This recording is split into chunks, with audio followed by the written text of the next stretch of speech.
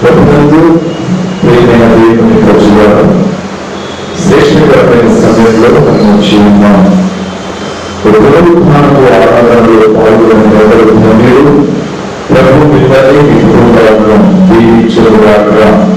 క్రీస్తునందు ప్రియమైన దేవుని ప్రజలారా, మీ దగ్గర ఉన్న పరిశుద్ధ పరిస్థితులందరిలో నుండి ఒక చిన్న లేఖన భావన చదువుకొని తదుపరి దైవ లేఖనాల్లోకి వెళ్దాం. విలాప వాక్యముల గ్రంథం 3వ అధ్యాయము 27వ వాక్యం. విలాప వాక్యముల గ్రంథం 3వ అధ్యాయము 27వ వాక్యం.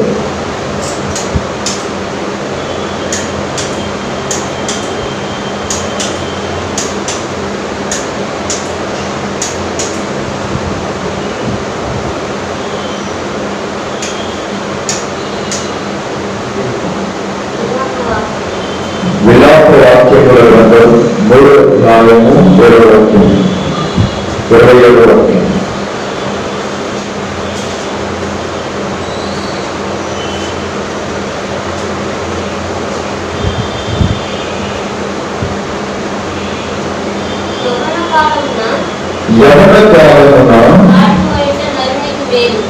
యవన కాలమున కాడి మోయుట నరునికి మేలు, అతని మీద దానిని మోపినవాడు యెహోవాయే.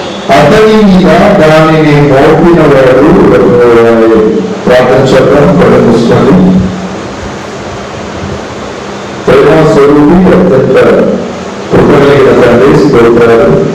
ఉదయకాల సమయం మీద కలిసి ముచ్చటించుటకు, ఆరాధించుటకు, మహిమపరచుటకు వీరిచ్చిన పెద్ద వాక్యము ధన్యత, విశిష్టమైన ప్రయోజనాలకు వందనాలు. అయ్యా, చదువుకున్న వాక్యము మీ చేతికి అప్పగిస్తున్నాను. మీ చిత్తంలో జ్ఞాపకం చేస్తూ వాటిలో మీ ప్రజలకు, మీ ప్రజల వాటిని ద్వారా ఎంతమంది ఎవరైతే మీ ఉపదేశం వింటున్నారో వారందరి జీవితాల్లో నూతనమైన కార్యం జరిగించమని, నాతో బిడ్డలతో మాట్లాడమని ప్రార్థన చేస్తున్నాను. తండ్రి, మీ చిత్తము బయలుపరిచి మీ ఆత్మకార్యం జరిగించి ఈ మందిరంలో వివాసము చేసి ప్రతి ఒక్క బిడ్డ మీద మీ ఆత్మాభిషేకం చేత కుమ్మరించి ఇప్పుడు మీరే పాత్రలు కాదని, మీ చిత్తము ప్రభావం మీరు ప్రత్యక్షపరిచి దీవించమని నామములో ప్రార్థిస్తున్నాను. ప్రభు తండ్రి, ఆమేన్. చదువుతారా? విలాప వాక్యముల గ్రంథం 27వ అధ్యాయం చదవబడిన వాక్యమే. విలాప వాక్యముల గ్రంథం. యవన కాలమున కాడి మోయుట నరునికి మేలు,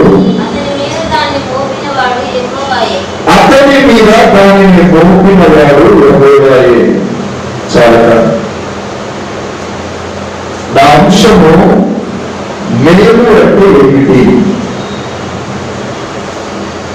మేలు అంటే ఏమిటి?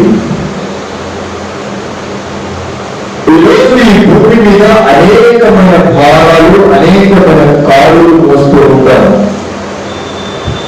ఈ భూమి మీద ఏదో సాధించాలి, ఏదో చేసేయాలని పరితపిస్తూ ఉంటాం.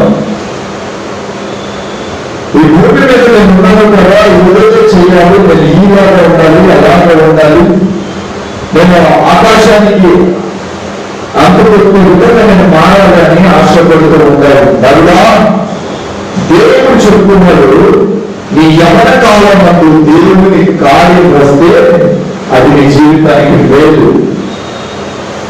నీ యవన కాలం నందు దేవుని మాటలు దేవుని నడుచుకోవడం ప్రారంభిస్తే అది నీ జీవిత విశ్వాసానికే మేలు. ప్రభువు తెలియజేస్తున్నాడు, యవన కాలమున నువ్వు నా కార్యం పోయి అది నీకు మేలు. యవన కాలం అంటే 18 సంవత్సరాల నుండి ఇంచుమించు 30 సంవత్సరాల వరకు, 30-35 సంవత్సరాల వరకు. ఈ దశ దేవునితో ప్రారంభించే దశ, దేవునితో కలిసి ఉండే దశ. ఈ దశ దేవునితో పెదవేసుకునే బంధము ఏర్పడే దశ. అయితే ఆయన చెప్పుకున్నాడు, ఈ యవన కాలం ముందు నా కార్యం వస్తే అది నీ జీవితానికి మేలు. ఈరోజు దేవుడు తెలియజేసిన ప్రత్యక్షమైన మేలు ప్రముఖమైనది యవన కాలమందు ఆయన వాక్యమును వేయాలి. అనేకమైన భాగాలు నీ మీద మోపబడి ఉన్నాయేమో. నీ కుటుంబాన్ని కట్టాలని, నీ పిల్లలను చదివించాలని, నీ పిల్లలకు మంచి ఉద్యోగాలు ఇప్పించాలని, వారికి మంచి వివాహాలు చేయాలని అనేకమైన భావాలు బాధ్యతలు మీ మీద ఉన్నాయేమో. కానీ దేవుడు చెప్తున్నాడు, వీటన్నిటిని ఈ లోకము శాసిస్తుంది, కానీ ఆ లోకము శాసించేది ఒకటి, అది యవన కాలమందు, యవన దశ యందు నువ్వు నా వాక్యమును చేతబట్టి నువ్వు నడవాలి. ఈరోజు ఎంతమంది తల్లిదండ్రులు మీ పిల్లలకు దేవుని వాక్యానుసారంగా పెంచుతున్నారు? ఎంతమంది తల్లిదండ్రులు మీ పిల్లలను దేవుని సరిహద్దులు పెంచుతున్నారు? దేవుని యొక్క బౌండరీస్, ఆ సరిహద్దులు లేకలు, ఆ గోడ దాటి వెళ్ళకుండా ఆ గుడి గమ్యంలోనే ఎంతమంది పెంచుతున్నారు? ఇలా అడుగుతూ ఉంటే నా దగ్గర సమాధానాలు ఉండవు. అయ్యా నన్ను ఏం చేయమంటే వాళ్ళ ఇష్టానుసారంగా బ్రతుకుతున్నారు, ఏదైనా అడిగితే వాళ్ళని చూసుకుంటారేమోననే భయం, అందుకని ఏమి అడగకపోతున్నాం అని సమాధానం ఇస్తారు. బైబిల్ యొక్క మాట ఉంది, నీ కుమారుడు కానీ నీ కూతురు కానీ నీ మాట వినకపోతే వాళ్ళ మీద బెత్తమాడించుమని లేఖన భావం సెలవిస్తుంది. వాడు పెద్దోడైనా సరే, చిన్నోడైనా సరే, తెలియజేసుకున్న వాడైనా సరే, ఎందుకంటే నీకు ఆ హక్కు ఉంది. ఏమని? నీ కొడుకుని, నీ కుమారుని దేవుని దయలో, దేవుని వశములో పెంచాలనే ఆలోచన ఉంది. దేవుడు నీకు ఒక పని ఏర్పాటు చేశాడు. ఈరోజు ఈ లోకంలో అనేకమైన కార్యాలను మోస్తున్నావు, అనేకమైన బరువు బాధ్యతలను మోసుకుంటూ ప్రయాసపడి వెళ్తున్నావు. కానీ దేవుడు చెప్తున్నాడు, ఎవరి కాలంలో నువ్వు నా కాడిని మోస్తే ఆ కాడి నీకు సులువుగానే ఉంటుంది. ఆ కాడి నీకు సులువుగా, నువ్వు ఎంత దూరమైనా దాన్ని మోసుకుని వెళ్ళగలవు. నువ్వు నా వాక్యమును బట్టి వెళ్తే నువ్వు నీ జీవితాల్లో మేలులు పొందుతావని దేవుడు మనకు తెలియజేస్తున్నాడు. రెండో వాక్యం ఆదికాండముల గ్రంథం 29వ అధ్యాయము 19వ వాక్యం. అందుకు లాబాను, ఆమెను అన్యునికి ఇచ్చుట కంటే నీకు ఇచ్చుట మేలు, నా యొద్ద ఉండమని చెప్పగా, యాకోబు రాహేలు కోసము 7 సంవత్సరములు కొలువు చేశాను. అయినను అతడు ఆమెను ప్రేమించటం వలన అది అతనికి కొద్ది దినములుగా తోచెను. పైన 17వ వాక్యం చదవరా. లేయా జబ్బు కండు గలది, రాహేలు రూపవతియు సుందరియునై ఉండెను. యాకోబు రాహేలును ప్రేమించి, నీ చిన్న కుమార్తె అయిన రాహేలు కోసము నీకు 7 సంవత్సరములు కొలువు చేసేదనెను. అందుకు లాబాను, ఆమెను అన్యునికి ఇచ్చుట కంటే నీకు ఇచ్చుట మేలు, నా యొద్ద ఉండమని చెప్పగా, యాకోబు రాహేలు కోసం 7 సంవత్సరములు కొలువు చేశాను. అయినను అతడు ఆమెను ప్రేమించటం వలన అవి అతనికి కొద్ది దినములుగా తోచెను. తరువాత యాకోబు, నా దినములు సంపూర్ణమైనవి కనుక నేను నా భార్య యొద్దకు పోవునట్లు ఆమెను నాకిమ్మని లాబాను అడుగగా, లాబాను ఆ స్థలంలో ఉన్న మనుషులందరినీ పోగు చేసి విందు చేయించి రాత్రి వేళ తన కుమార్తె అయిన లేయాను అతని యొద్దకు తీసుకొని పోగా, యాకోబు ఆమెను కూడెను. Praise the lord. ప్రభునందు ప్రియమైన దేవుని ప్రజలారా, ఇక్కడ మనకు 2 వ్యక్తులు కనిపిస్తున్నారు. ఒకళ్ళు లాబాను, రెండో వ్యక్తి తన అల్లుడైన యాకోబు. లాబానికి 2 కుమార్తెలు, ఒక వ్యక్తి రాహేలు, మరో వ్యక్తి లేయా. అయితే ఒక కుమార్తెనిచ్చి పెళ్లి చేశాడు. 7 సంవత్సరాలు కొలువున్నాడు మామయ్య ఇంట్లో. 7 సంవత్సరాలు కొలువున్న తర్వాత, నేను నా కూతురు నీకు ఇచ్చుటకు నువ్వు 7 సంవత్సరాలు కొలువున్నావు, అందుకు నేను నీకు బహుమానంగా నా కుమార్తెని ఇచ్చి పెళ్లి చేస్తాను అన్నాడు. ఎప్పుడైతే యాకోబు ఆ లాబాను యొక్క ఇంటికి వచ్చాడో లాబానుకు కలిసి వచ్చింది. తను వెళుతున్న ప్రతి పనిలో మేలే జరుగుతుంది కానీ కీడు అనేది జరగట్లేదు. ఇది ఎందుమూలన నాకు జరుగుతుంది ఇంత మేలు అని ఆలోచించిన లాబాను, ఇదంతయు దేవుని సేవకుడైన యాకోబు ద్వారానే జరుగుతుంది, అని తెలుసుకున్నాడు. తెలుసుకున్న తర్వాత తన కుమార్తెనిచ్చి వివాహము చేయాలని నిశ్చయించుకున్నాడు. అయితే యాకోబు ఎవరిని ప్రేమించాడు? రాహేలుని ప్రేమించాడు. వివాహం ఎవరికిచ్చి చేశారు? లేయాకిచ్చి చేశారు. అది గమనించిన యాకోబు, నేను ప్రేమించింది రాహేలును కదా, ఈ అమ్మాయికి ఇచ్చి నాకు పెళ్లి చేశారేమో అని అడగొచ్చు. అప్పుడు ఆయన అన్నాడు, మరలా 7 సంవత్సరాలు నువ్వు కొలువు ఉంటే నేను నా కుమార్తెనిచ్చి మరలా పెళ్లి చేస్తాను. ఇక్కడ దేవుడు ఏమైనా తెలియజేస్తున్నాడంటే ఆడపిల్లల విశ్వాసానికి మేలు. నీ కూతురు ఆడపిల్లే అయితే ఆమె విశ్వాసానికి ఇచ్చుట మేలు. విశ్వాస సహితమైన జీవితాన్ని కలిగి ఉన్న వ్యక్తికి నీ కూతుర్ని వివాహము చేయించుట అది మేలు. నీ కుటుంబానికి మేలు, నీ తరతరానికి మేలు. రెండవది, నీ కుటుంబంలో ఉన్న సభ్యులు దేవుని వశంలో ఉంటారు. ఈరోజు నీ కూతుర్ని పెళ్లి చేయటప్పుడు, నీ కూతుర్ని వివాహం చేయటప్పుడు అనేకమైన బాధ్యతలను, అనేకమైన వివాహాలను నువ్వు చూస్తున్నావేమో, శుభకార్యాలను చూస్తున్నావేమో, పెళ్లి చూపులు చూస్తున్నావేమో. కానీ దేవుడు చెప్తున్నాడు, విశ్వాస సహితంగా ఒక విశ్వాసిగా నా ప్రణాళికలో నడుచుకుంటున్న నీ బిడ్డకు ఎవరికి ఇచ్చి పెళ్లి చేయాలో తెలుసా? ఒక విశ్వాసికి ఇచ్చే పెళ్లి చేయాలి. ఎందుకంటే అతడు యుగముల వరకు తన యొక్క జీవనంలో తన సంతానం వృద్ధి చెందాలి అంటే అతడు విశ్వాసానికి కర్తవ్యం ఉండాలి. అది అతనికి మేలు. నీ ఇంటికి వచ్చే నీ కోడలు కానీ, నీ ఇంటికి నుండి వెళ్ళే నీ కూతురు కానీ ఎవరికి ఒక విశ్వాసికి భార్య ఉండాలి. తాగుబోతు కాదు, లోకంలో పెరుగుతున్న వ్యక్తులకు కాదు, వారి బిడ్డలను దేవుని సముఖంలో పంచబడుతున్న వ్యక్తులకే పెళ్లి చేయాలి. అలా పెళ్లి చేసినప్పుడు చేసుకున్న అతను జ్ఞానంగా ఉంటాడు. పెళ్లి చేసుకున్న అమ్మాయి జ్ఞానవంతురాలు ఉంది. వాళ్ళ కుటుంబంలో దినదినము దీవించబడుతుంది. లేదా ఎవరితో డబ్బు ఉన్నదని, హోదా ఉన్నదని, అనేకమైన స్త్రీ సంపదలు ఉన్నాయని నువ్వు చేశావు, జీవితాంతం నీ కూతురు నీ కొడుకు కన్నీరు విడుస్తూనే ఉంటారు. వారి యొక్క కన్నీళ్ళకి నువ్వు చేసిన ఆ యొక్క శాపము నీకు తరతరాలుగా వెంటాడుతుంది. దేవుని బిడ్డ భక్తుడైన ఆ యొక్క లాభాలు చేసిన పని తన కూతురికి యాకోబుకి ఇచ్చి పెళ్లి చేయడం అతని విశ్వాసానికి అది మేలుగా మారింది. అయితే దేవుడు చెప్తున్నాడు, దేవుడు నీకు బిడ్డలు అనుగ్రహించాను. ఆ బిడ్డలను దేవుని సముఖం అంటే నా సముఖంలో పెంచినప్పుడు, నా సముఖంలో ఉంచినప్పుడు, నా సముఖంలో వాళ్ళకు వివాహం చేసినప్పుడు నేను వాళ్ళ సంతానాన్ని వృద్ధి చేస్తాను. ఒక్కసారి దేవుని మాటను చెయ్యకండి. ప్రభు చెప్తున్నాడు, బిడ్డా కాలము సంపూర్ణమై ఉన్నది, కోతకు నేను సిద్ధంగా ఉన్నాను. ఈరోజు నీ జీవితం ఏ విధంగా ఉంది? దేవునికి ఇష్టమైన వ్యక్తిగా బ్రతుకుతున్నావా?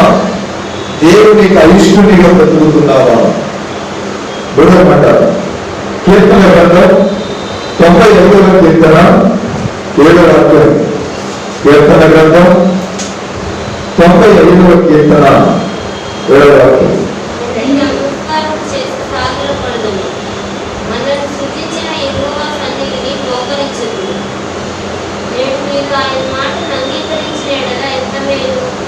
దేవుని మాటను అంగీకరించినందువలన మనకి ఎంత వేరు. చాలా ప్రతిరోజు అనేకమైన ప్రసార మాధ్యమాల నుండి నీకు ఉపదేశం ప్రకటించబడుతూ ఉంటుంది.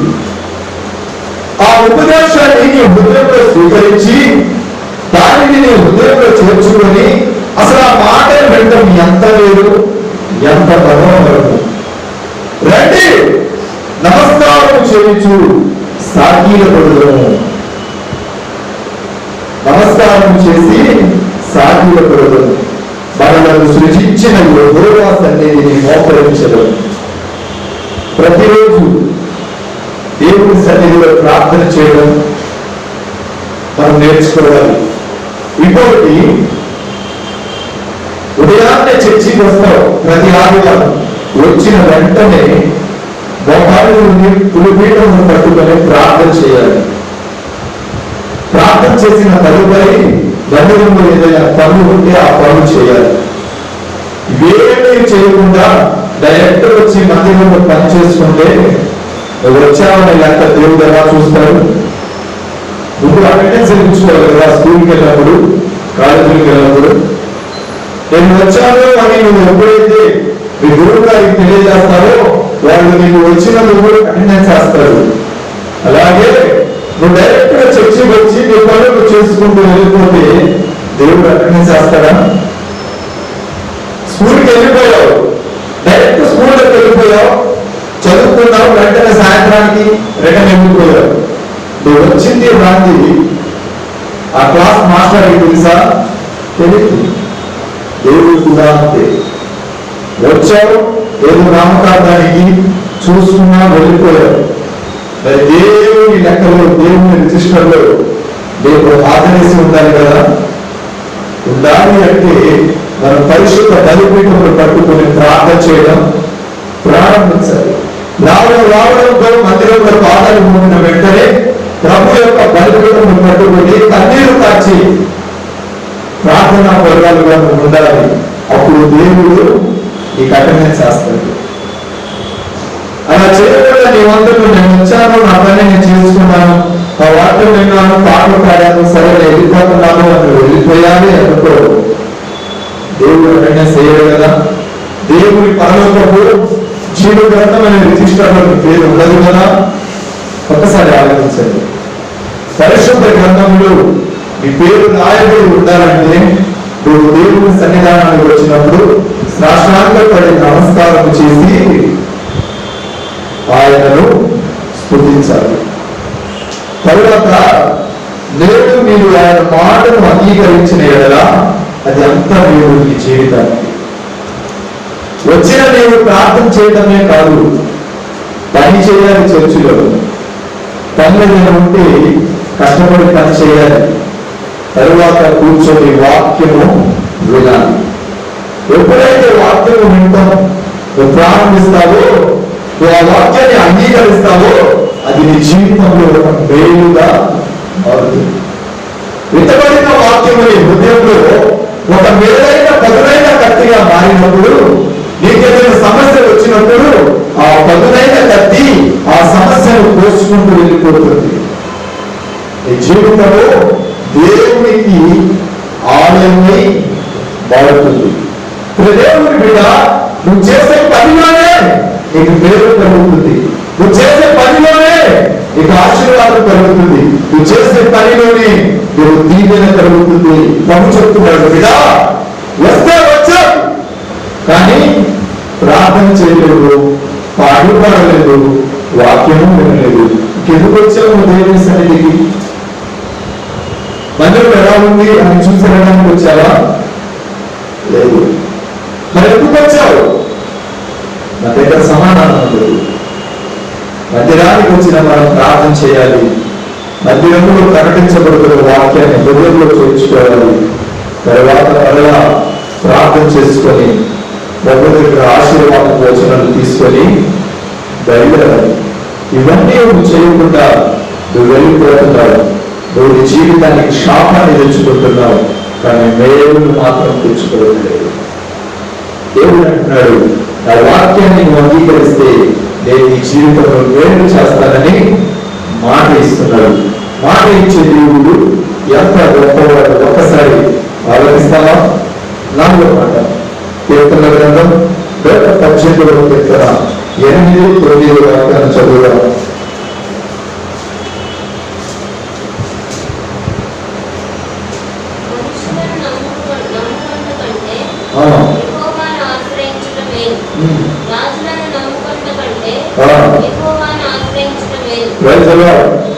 మనుషుల్ని నమ్ముట కంటే యెహోవాను ఆశ్రయించుట లేదు, రాజులను ఆశ్రయించుట కంటే దేవుని సన్నిధిని వెతుక్కుంటే నేను అవసరం కావాలి అంటే దేవుడిని నమ్ముకుంటున్నావా, లేదా ఈ భూమి మీద ఉన్న నరులను ఆశ్రయిస్తున్నావా? మనుషుల్ని నమ్ముకుంటే వాడు నీకు సహాయం చేస్తాను అనే చెప్తానేమో, కానీ దేవుడు సహాయం చేసి చూపిస్తాడు. ఈరోజు నువ్వు మనుషుల్ని నమ్ముకుంటే నీ జీవితం అక్కడితోనే ఆగిపోతుందేమో, కానీ దేవుడిని నమ్ముకుంటే నీ జీవితం ముందుకు పయనిస్తుంది, ముందుకు కొనసాగుతుంది, ముందుకు వెళుతుంది. ఈరోజు నీ ఎవరిని నమ్ముకుంటున్నావు? ఒక్కసారి చేయలేదు. మనుషుల్ని నమ్ముకుంటారంటే నన్ను నమ్ముకుంటున్నా ఎంతో ప్రశ్నించుకో. దేవా, నేను నిన్ను నమ్ముతున్నానా? నేను నిన్ను నమ్ముతున్నానా?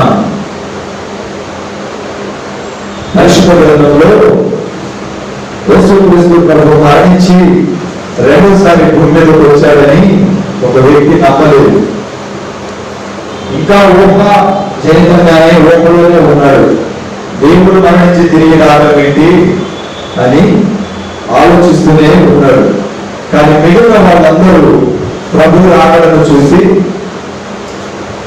ఒక వ్యక్తి చెప్పగానే దేవుడు నాతో మాట్లాడాడు, ఆయన నన్ను కలుసుకోవడానికి వస్తానన్నాడు అని చెప్పగానే మిగిలిన వాళ్ళందరూ నమ్మి ప్రభువు రావడంతో సాష్టాంగపడి నమస్కారం చేశారు. అయితే ఒక వ్యక్తి నమ్మలేదు. ఎవరు? భారతదేశానికి సువార్త తీసుకొచ్చిన తోమా. నమ్మలేదు, అలాగే చూస్తున్నాడు. చూస్తూ ఉంటే ప్రభు పిలిచాడు, తోమా ఇట్లా అంటే వచ్చాడు.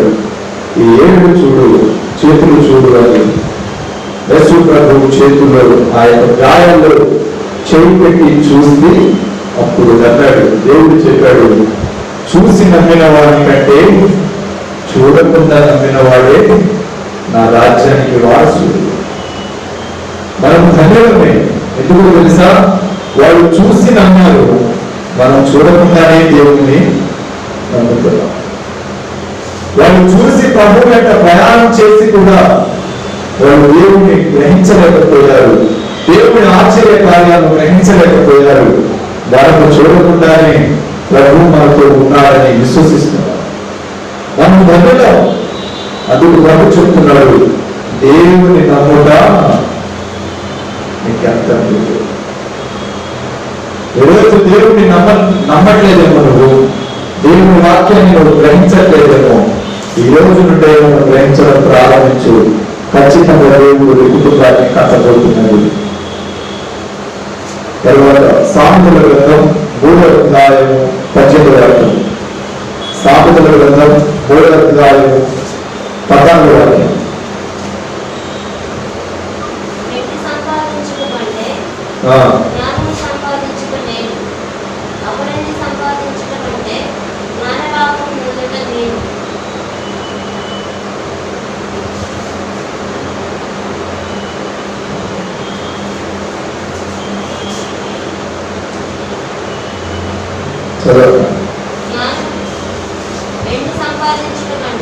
వెంటిని సంపాదించుట కంటే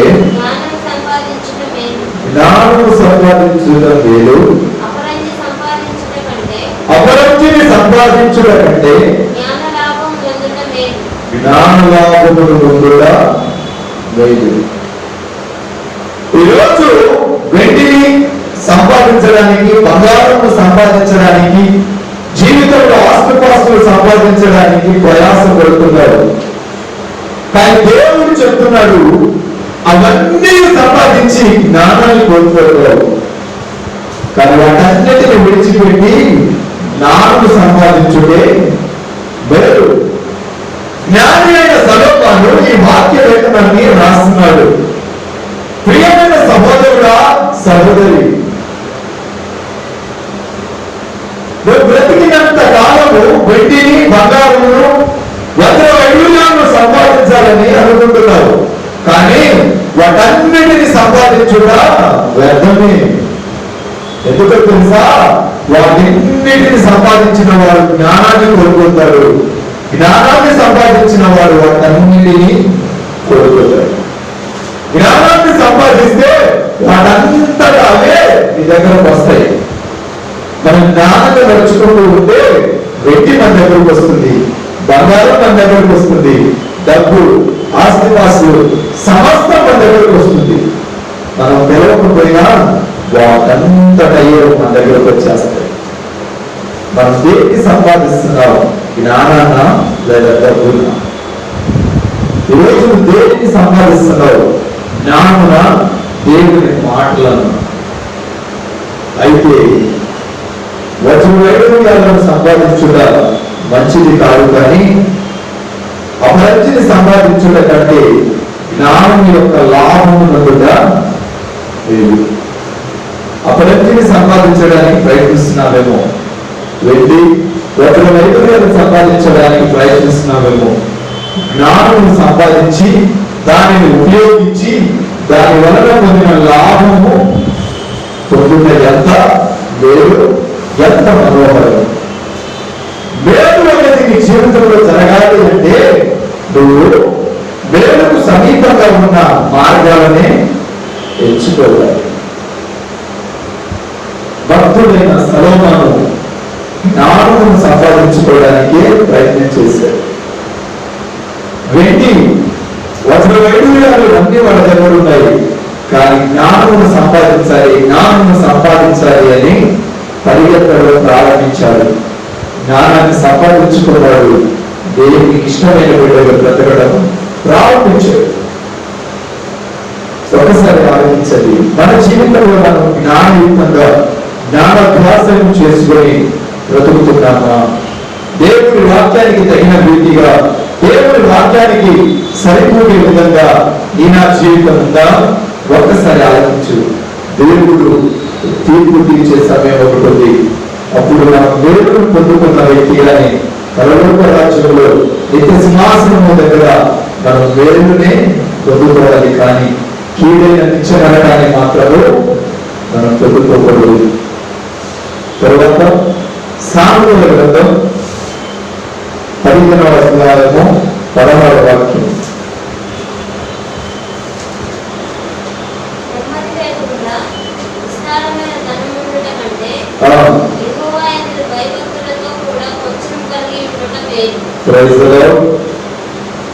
ఒక చిన్న ఉపమానాన్ని నేను మీకు తెలియజేస్తాను. పరిశుద్ధ గ్రంథంలో ఒక ధనవంతుడు ఉన్నాడు, ధనికుడు. అలాగే పేద వ్యక్తి కూడా ఉన్నాడు. ధనవంతుడు నెమ్మది లేకుండా విస్తారమైన ధనాన్ని పోగు చేశాడు. పోగు చేసి తన బెడ్ మీదకి వచ్చి నిద్రపోతూ అలా పడుకొని చెబుతున్నాడు, నా ప్రాణమా తినుము, త్రాగుము, సుఖించుము, నీకు కావలసిన సమస్తాన్ని నేను సమకూర్చాను నా ప్రాణమా అని తన ప్రాణంతో చెప్పుకుంటున్నాడు. బెడ్ మీదే ఉన్నాడు, తన ప్రాణంతో చెప్పుకుంటున్నాడు. ఆ మాటను విన్నటువంటి ప్రభువు అన్నాడు, ధనము కోసం నీ ప్రాణానికి నువ్వు తెలియజేస్తున్నావు కదా, ఈ క్షణమే నీ ప్రాణం పోతే ఆ ఆస్తి అంతయు, ఆ ధనమంతయు ఎక్కడికి వస్తుంది? ఆ రాత్రికాల సమయంలో తన ప్రాణాన్ని తీసుకున్నాడు ప్రభు. తీసుకున్న తరువాత నరకంలో, అగ్నిగుండంలో విలవిలవిలలాడుతున్నాడు ఆ ధనవంతుడు. ఆ ఇంటికి పాలు వేయడానికి, పాలు ప్యాకెట్లు వేయడానికి, పేపర్ వేయడానికి పేపర్ వాళ్ళు, పాలు ప్యాకెట్లు పాలు వచ్చి వేస్తున్నారు, వెళ్తున్నారు. వారం జరిగింది, వారం అయిపోయింది, అవి అలాగే ఉంది. ఎవరు తీయట్లేదు, ఎవరు తీసుకోవట్లేదు. ఏమైంది అని చూడగా కిటికీలో నుండి చీమలు అనేవి బయటకు వస్తున్నాయి, వాసన అనేది బయటకు వస్తుంది. తీరా కిటికీ తెరిచి చూస్తే బెడ్ మీద ధనవంతుడు చనిపోతున్నాడు. వాసన పడుతుంటే ఆ తల్లిదండ్రులు కాళ్ళు పెట్టి లోపలికి చూసి తర్వాత అంబులెన్స్ కి ఫోన్ చేశాడు. వాడు వచ్చి పోస్ట్మార్టం చేసి తీసుకొని వెళ్ళిపోయాడు. ఏమన్నాడు ముందు రోజు రాత్రి? ఆ ప్రాణమా తినుము, త్రాగుము, సుఖించుము, నిద్రించుము. తిన్నాడా, త్రాగాడా, సుఖించాడా, నిద్రించాడు, నిద్రలోనే శ్వాస విడిచాడు. ఈరోజు నీ ఆ జీవితంలో అంతే. భూమి మీద ఉన్నంతసేపు దేవుని కోసమే ప్రయాసపడాలి కానీ ధనధాన్యాల కోసం కాదు. దేవుని కోసమే కష్టపడాలి కానీ ధనధాన్యాల కోసం కాదు. నెమ్మది లేకుండా విస్తారమైన ధనం ఉండుట కంటే యెహోవా యందలి భయము భక్తి కలిగి ఉండుట ఎంత లేదు. నెమ్మది లేకుండా విస్తారంగా సంపాదించాడు కానీ దేవుని దగ్గర భయభక్తులు లేకుండా సమస్తాన్ని కోల్పోయాడు. దేవుని దగ్గర నరకంలో పడిపోయాడు. ఈరోజు నీ జీవితం ఏ విధంగా ఉంది? నువ్వు కూడా అలాగే ఆలోచిస్తున్నావేమో. నీ ఆలోచనను మార్చుకో. నువ్వు కూడా అలాగే ఆలోచిస్తున్నావేమో. నీ తలంపులను మార్చుకో. దేవునికి ఇష్టమైన బిడ్డగా బ్రతకడానికి ఆయన యందు భయభక్తులు కలిగి ఉండి గొప్ప మేలును పొందుకోవడానికి ప్రయత్నం చేయి. ఖచ్చితంగా దేవుడు నీతో మాట్లాడడానికి సిద్ధంగా ఉన్నాడు. ప్రసంగి పత్రిక 5వ అధ్యాయం 5వ వాక్యం. నా మాటలు ముగించడానికి వస్తున్నాను. ప్రసంగి పత్రిక 5వ అధ్యాయము 5వ వాక్యం. రాజాది రాజా రవి కోటి తేజ రమణీయ సామ్రాజ్య పరిపాలక రాజాది రాజా రవి కోటి తేజ రమణీయ సామ్రాజ్య పరిపాలక విడువని కృపణాలు స్థాపించేనే సీయోనులో ఉన్న నీవు మొక్కుకొనిన దానిని చెల్లించుము.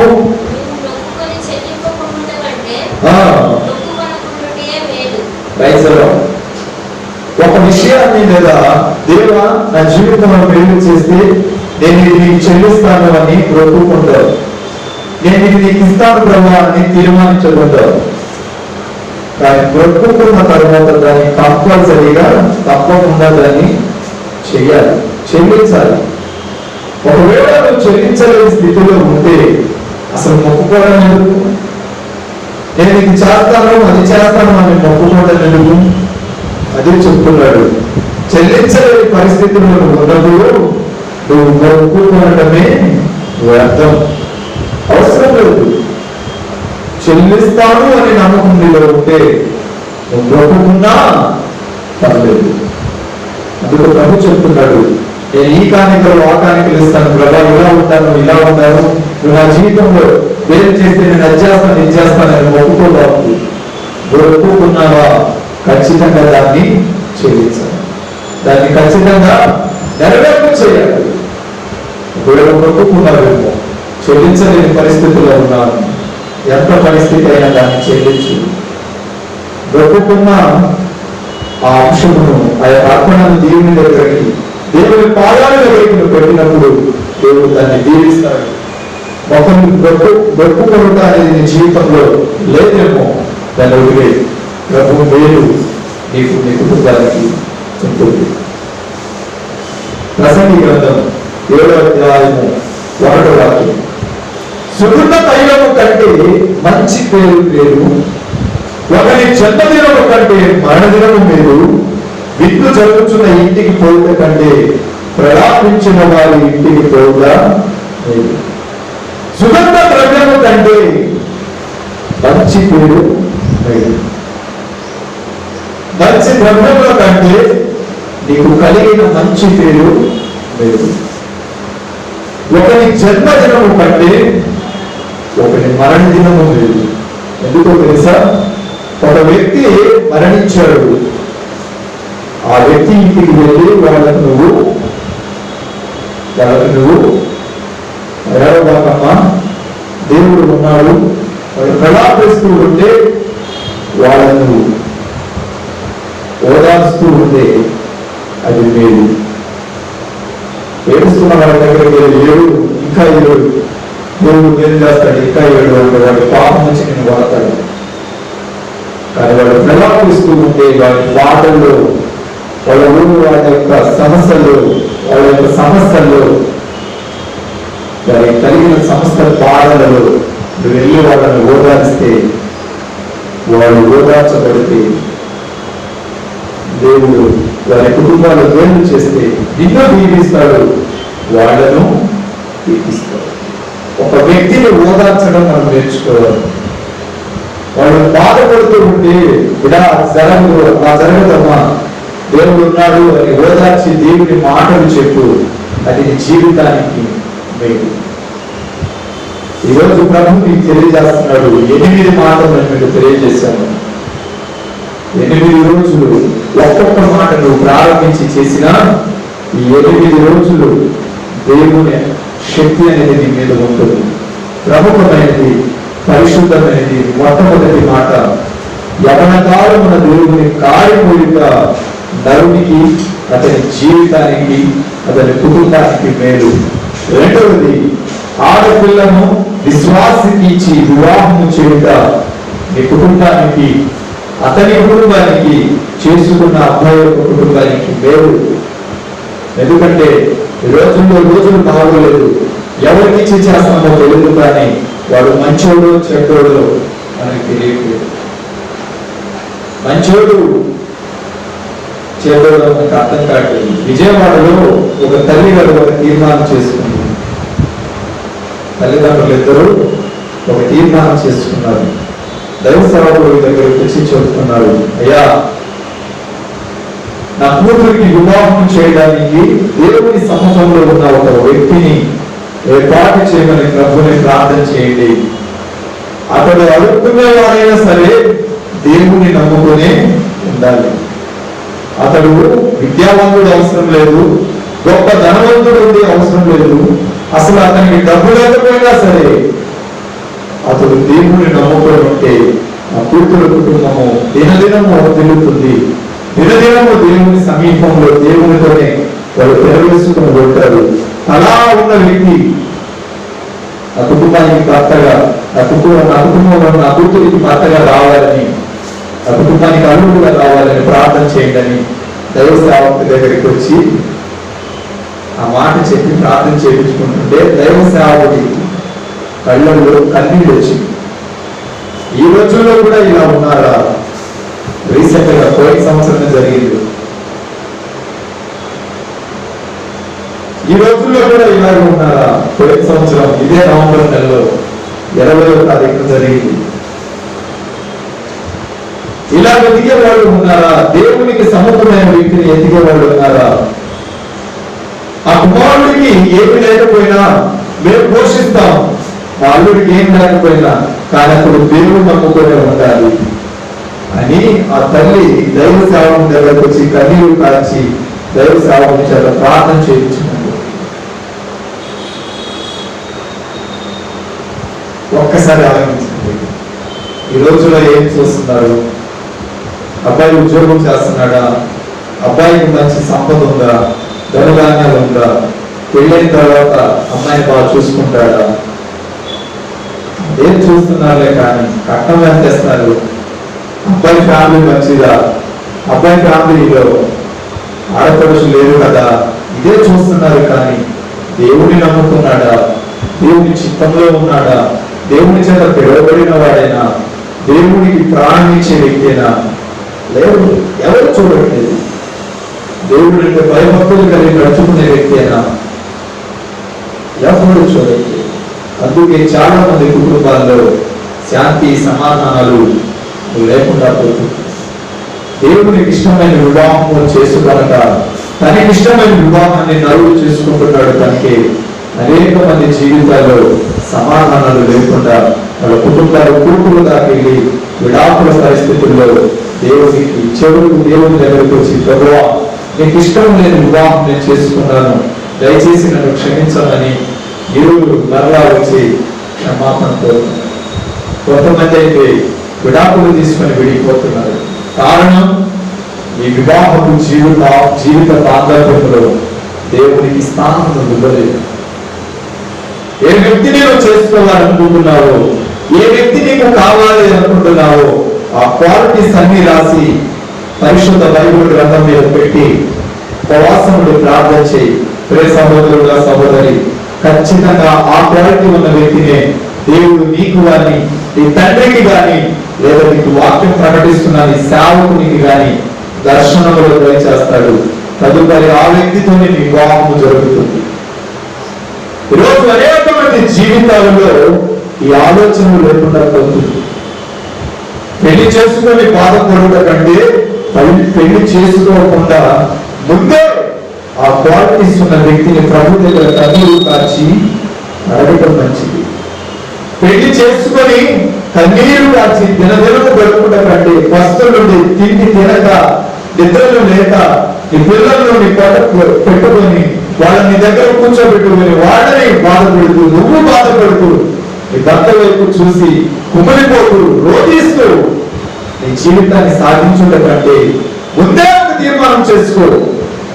నాకు ఇలాంటి క్వాలిటీస్ ఉన్న వ్యక్తి నాకు భర్తగా రావాలి, నా కుటుంబాన్ని సరితూగే వ్యక్తి నాకు భర్తగా రావాలి, ఇలాంటి క్వాలిటీస్ ఉన్న వ్యక్తి నాకు భార్యగా రావాలి, నా కుటుంబంలో ఉన్న తల్లిని తండ్రిని గౌరవించే వ్యక్తి నాకు భార్యగా రావాలి, ఆమె నాకు తల్లిగా ఉండాలి, దేవునికి భయపడాలి, దేవుని చిత్తంలో ఉండాలి, ప్రార్థన పదాలై ఉండాలి, ఆమె దేవుని సముఖంలో వాడబడాలి, మేమిరువురం దేవుని సువార్త ప్రకటించాలి అనే ఆలోచనతో ప్రార్థన చేయి. అట్టి క్వాలిటీస్ ఉన్న కుమార్తెను కానీ, అదే కోడల్ని కానీ, అల్లుడిని కానీ దేవుడు నీకు ఇవ్వబోతున్నాడు. భార్యను కానీ, భర్తను కానీ దేవుడు నీకు అనుగ్రహించబోతున్నాడు. ఈ రోజు నుంచి అయినా తీర్మానం చేయి, దేవా నాకు ఇలాంటి క్వాలిటీస్ ఉన్న వ్యక్తి నాకు ప్రియుడుగా రావాలి, యజమానిగా రావాలి, నాకు భర్తగా ఉండాలి. ఒక్కసారి చిత్తగించి నాకు ఇలాంటి క్వాలిటీస్ ఉన్న వ్యక్తి పంపించవా అని ప్రార్థన చేయి. ఖచ్చితంగా దేవుడు వేలు చేశాడు. చాలా మంది జీవితాల్లో చెప్పలేదు, కానీ కొద్ది మంది జీవితాల్లో దేవుడు ఆ కార్యము చేశాడు. కొంతమంది జీవితాల్లో దేవుడు మేలు చేశాడు. ఆ సాక్ష్యంలో నేను విన్నాను. వారు ఇప్పుడు ఇంటర్నేషనల్ స్పీకర్లుగా వాక్యమును ప్రకటన చేస్తున్నారు. ఈరోజు మన జీవితాలు ఎందుకు అలా మారకూడదు? మన బ్రతుకుల్లో ఎందుకు దేవుడు గొప్పతనం చేయకూడదు? ముందే తీర్మానం చేసుకుంటే మంచిది కదా. పెళ్లి చేసుకుని తీర్మానాలు చేసుకుంటే ఉపయోగం లేదు. మూడవది, దేవుని మాటలు వింటే మనకి ఎంతో మేలు జరుగుతుంది. ఈరోజు లోకంలో వినబడుతున్న అనేకమైన వ్యర్థకరమైన మాటలను వింటున్నావు, కానీ దేవుని మాటలు పెడచెవిని పెడుతున్నావు. వాటన్నిటిని వినడం ద్వారా నీకు మేలు జరగదు, కానీ దేవుని విశిష్టమైన మాటలను వింటే అది నీ జీవితంలో ఒక గొప్ప మేలును జరిగిస్తుంది. నాలుగో మాట, దేవుని నమ్ముకునుట మేలు. అధికారులను, రాజకీయ నాయకులను, అనేక మందిని నమ్ముకుంటున్నావు, బంధువులను, స్నేహితులను, ఇతరుల వారిని అందరినీ నమ్ముకున్నావు, కానీ దేవుని దగ్గరికి రావడానికి నీ మనసు ఒప్పట్లేదు. వాటన్నిటినీ వాళ్ళందరినీ నమ్ముకోవడం కంటే యెహోవాను ఆశ్రయించుట, యేసయ్యను నమ్ముకోవడం మేలు. ఐదవది, జ్ఞానము, దైవ జ్ఞానము సంపాదించుకుంటా మేలు. అనేకమైన జ్ఞానము చేత నువ్వు ఇష్టానుసారంగా బ్రతుకుతున్నావేమో, దేవుని జ్ఞానమును సంపాదించుకున్నదా లేదు. ఆరోగ్య దేవుని యందు భయము భక్తి కలిగి ఉండుట లేదు. దేవుని యందు భయభక్తులు కలిగి ఉండుట నరునికి మేలు. ఈరోజు నీలో ఏ మేలు ఉంది, నీలో ఏ మేలు దాగి ఉంది, ఒక్కసారి దేవునితో చెప్పుకో. ప్రసంగి గ్రంథంలో ఆ మాట తెలియజేశాడు. తరువాత ఏడవది, మొక్కుబడి చేసుకొని దాన్ని చెల్లించకుండా ఉండటం కాదు, కానీ అసలు మొక్కుబడి చేసుకోకుండా ఉండటమే మేలు. చివరికి సుగంధ తైలము కంటే మంచి పేరు మేలు, ఒకరి జన్మదినము కంటే మరణ దినము లేదు. ఈ తీర్మానాలన్నీ నీ జీవితంలో కొనసాగుతుందా? ఈ తీర్మానానుసారంగా నువ్వు బ్రతుకుతున్నావా? అయితే నువ్వు ధన్యుడవే. ఒకవేళ ఈ తీర్మానానుసారంగా నువ్వు వెళ్లకుండా ఇష్టానుసారంగా వెళ్తుంటే ఇప్పుడే మోకరించి పశ్చాత్తాపడు ప్రభు దగ్గర. ప్రభు ఖచ్చితంగా నేను కట్టబోతున్నాడు. ప్రతి ఒక్కరు ప్రార్థనలో ఏకపడతాం. దేవుడి తీర్మానాలు మన జీవితంలో నెరవేర్చులాగా ప్రార్థనలో ఏకపడతాం. సహోదరుడు సహోదరి, ఇదే అనుకూలమైన సమయము, ఇదే రక్షణ దినము, ఇదే దేవుడు నీకు అనుగ్రహించబోతున్న పరిశుద్ధ దినంగా ఎంచబడి ప్రార్థన చేయి. కలుగు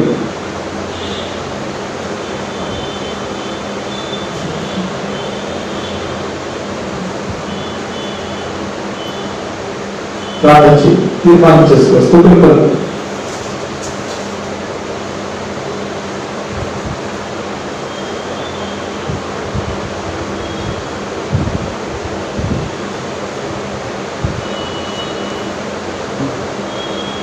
పరిశుద్ధత కొరకైనా అక్కరకు మించిన దేవుడి వాక్యం అనే వేరు నీ జీవితంలో ఉందా? ఒక్కసారి ప్రభుత్వ తీర్మానం చెప్పడా? తల్లి, తండ్రి, అక్క, చెల్లి, ఇదే అనుకూలమైన సమయము, ఇదే రక్షణ దినము. ఒక్కసారి తీర్మానం చేదేవా, యవన కాలంలో నేను ఈ కార్యం వస్తాను, అందుకు మీ కృప నాకు దయచేయమని తీర్మానం చేయి. నా కుమార్తెకి, నా కొడుకు ప్రభా ఒక విశ్వాసికి ఇచ్చి వివాహం చేస్తాను. నేను నీ మాట విని నీ ఎంతో నమ్మిక ఉంచుతాను.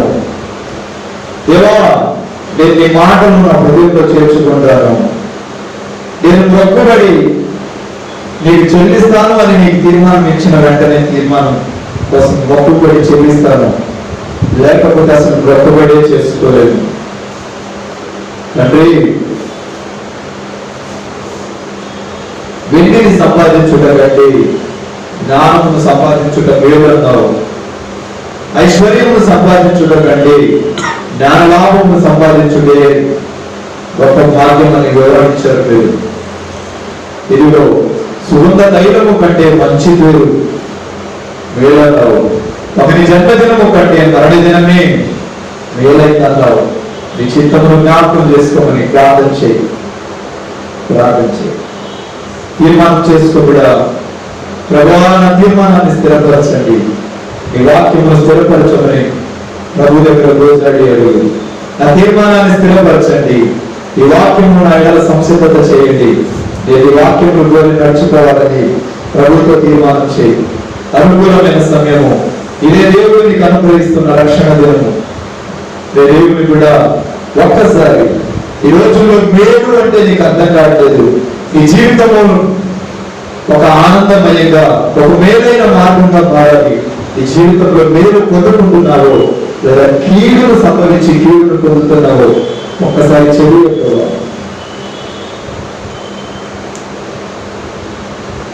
ఒక్కసారి ఒక్కసారి ఒక్కసారి కృపా సత్య సంపూర్ణుడా, సర్వలోకానికే చక్రవర్తి నీవేసయ్యా. చప్పట్లు నా సన్మానానికే మహనీయుడవు నీవేనయ్యా, మహనీయుడవు నీవేనయ్యా. కృపా సత్య సంపూర్ణుడా, సర్వలోకానికే చక్రవర్తి నీవేసయ్యా. నా సన్మానానికే మహనీయుడవు నీవేనయ్యా, మహనీయుడవు నీవేనయ్యా, మహనీయుడవు నీవేనయ్యా, మహనీయుడవు నీవేనయ్యా. ఎర్ర సముద్రము నీ ఆజ్ఞ మేరకు రహదారిగా మారగా, ఎర్ర సముద్రము నీ ఆజ్ఞ మేరకు రహదారిగా మారగా, దాటిరే నీ జనులు బహుక్షేమముగా, ఎర్ర సముద్రము నీ ఆజ్ఞ మేరకు రహదారిగా మారగా, దాటిరే నీ జనులు బహుక్షేమముగా, జలములలోనే శత్రు సైన్యము కొనిగిపోయెను. ఆ జలములలోనే శత్రు సైన్యము కొనిగిపోయెను. కృపా సత్య సంపూర్ణుడా సర్వలోకానికే చక్రవర్తి నీవేసయ్యా. నా సమానానికే మహనీయుడవు నీవేనయ్యా. మహనీయుడవు నీవేనయ్యా. నూతన క్రియను చేస్తున్నానని నీవు సెలవీయగా, నూతన క్రియను చేస్తున్నానని నీవు సెలవీయగా, నాయడారి జీవితమే సుఖ సౌఖ్యము కాగా, నారణ్యరోదన ఉల్లాసముగా వారిపోయేనే. నారణ్యరోదన ఉల్లాసముగా వారిపోయేనే. కృపా సత్య సంపూర్ణుడా సర్వలోకానికే చక్రవర్తి నీవేసయ్యా. నా సమానానికే మహనీయుడవు నీవేనయ్యా. మహనీయుడవు నీవేనయ్యా. మహనీయుడవు నీవేనయ్యా. మహనీయుడవు నీవేనయ్యా.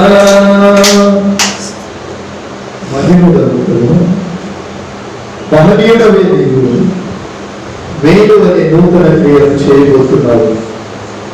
స్తోత్రం స్తోత్రం. మేలు అనే నూతన క్రియను ఈ వారములో నా జీవితంలో చేయబోతున్నావు. ఈ తీర్మానాలు నా హృదయంలో నెరవేర్పు జరిగించబోతున్నందుకు స్తోత్రాలు. దేవా, నీతో నేను కనిపిస్తుంటున్నాను. నీతో నా తీర్మానాలను ప్రభావిలో నేను స్థిరపరుచుకుంటున్నాను. నేను ఈ తీర్మానం చేస్తాను. ఒక్కసారి అడుగు, ఒక్కసారి ప్రభుత్వ తీర్మానం చేసుకో. ప్రార్థన చేద్దాం. ప్రార్థన.